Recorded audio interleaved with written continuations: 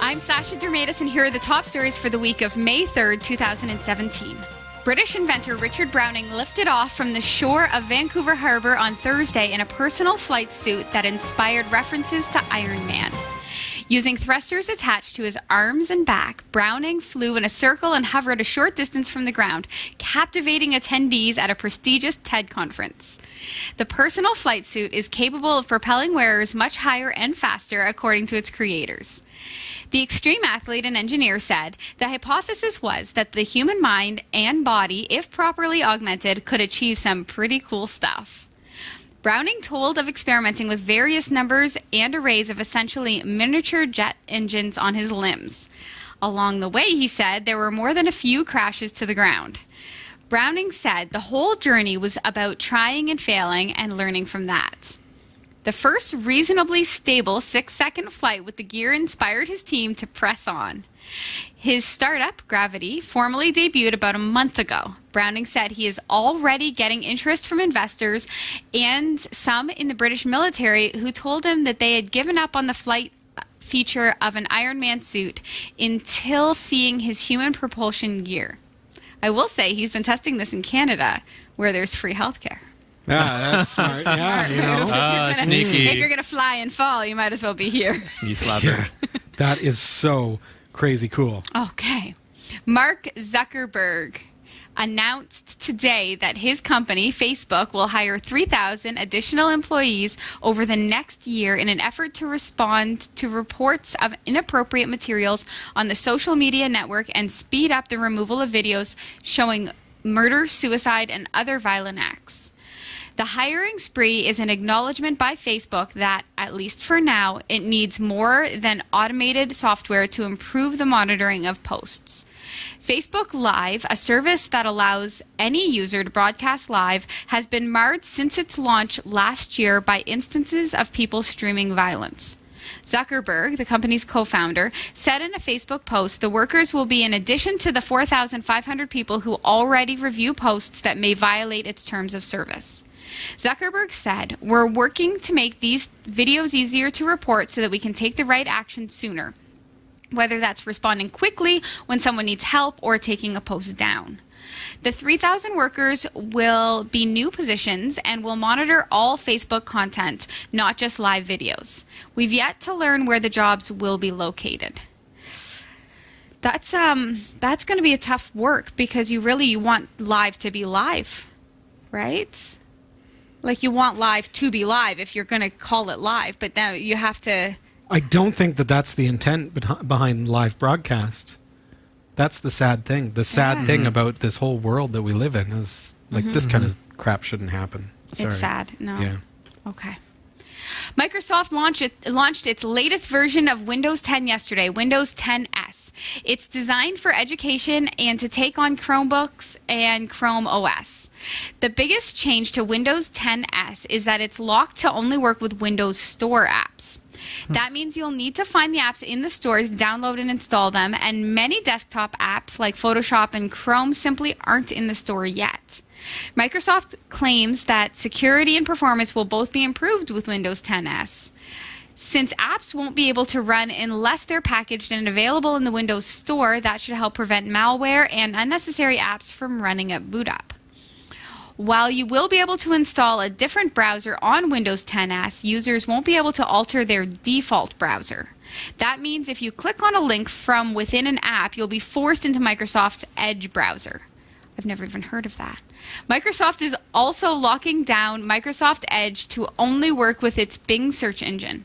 You'll be able to use the Google website, of course, but if you type your query into the address bar, it's Bing all the way.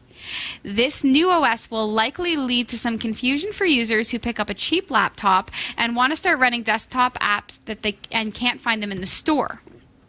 That was a major hurdle for Windows RT, and Microsoft will have to manage the inevitable consumer confusion better this time around. So you've never heard of Edge? No. It's pretty edgy. What? It's what? Let's just say you've got a friend who, anytime they encounter your computer, the very first thing that happens? Yeah. Chrome. Okay. Right? Yeah. Thank Yeah. you, Robbie. You're welcome. You've saved me, I think, from a lot. She's never even seen Edge. That's how good of a friend I am. Good job, She Robbie. doesn't even know what it is. Pat on the back. It's awesome. It would seem Amazon wants you to have meaningful conversations with Alexa. Amazon recently released new tools to app developers that allow Alexa to whisper, show emotion, and pause naturally like we humans do. Wow. I don't know. Dave, buy the dollhouse. What if that actually happens, though? Like subliminal messaging. It's like, so, it would be really nice if we had this dollhouse, you know? What about if you talk in your sleep? Right? Alexa's in the scary. room and you And talk in it your starts sleep. whispering to you. Or you start whispering. Singing you lullabies. I don't know about... I don't know. Lullaby.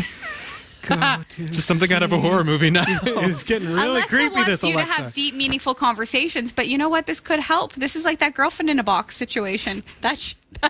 Remember that news story?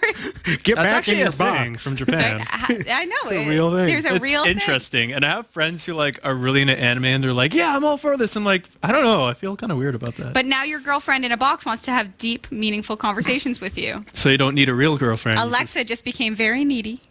Wow. I don't know if buy that's in the Alexa a ring programming, and- but it's coming. Okay, that wasn't written in the news story. Yeah. Okay.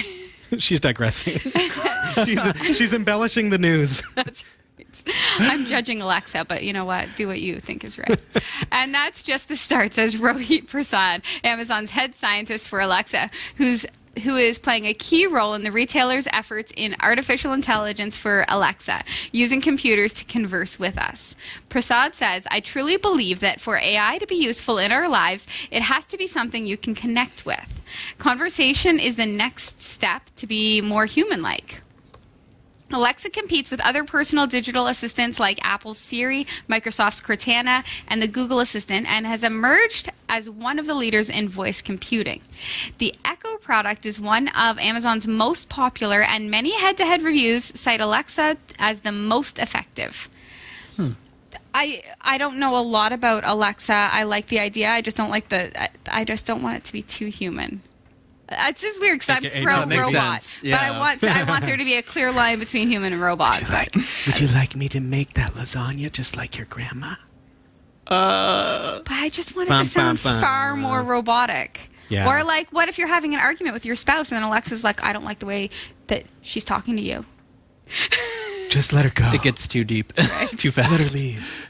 Let it go. Starts Tone playing is Let It Go. very aggressive. Let it go. Alexa starts That's when yelling. Alexa gets thrown across the room. And shattered. No, no, Alexa. Okay, Ubisoft really wants you to like The Division, so go play it for free.